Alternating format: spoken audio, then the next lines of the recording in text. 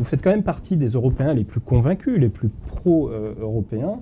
Quels sont vos arguments aujourd'hui pour vanter les mérites d'une Union européenne face à la montée des eurosceptiques? Et je dirais même, en quoi l'Union européenne a amélioré la vie des Français depuis, disons, Maastricht?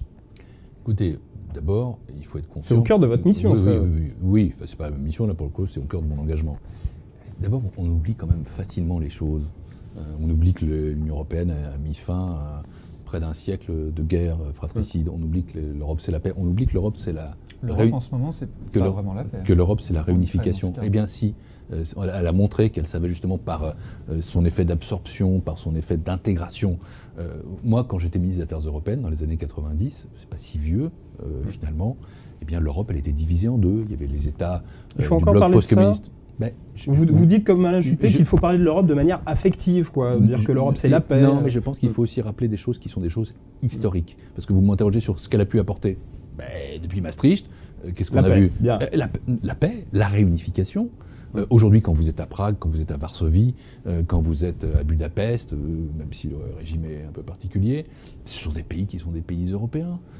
Et l'Europe, c'est cette intégration économique entre nous. 70% des échanges économiques sont des échanges intra-européens. Quant à l'euro, moi je maintiens qu'il nous a très fortement protégés. Vous savez, j'essaie d'imaginer parfois une situation dans laquelle nous n'aurions pas l'euro.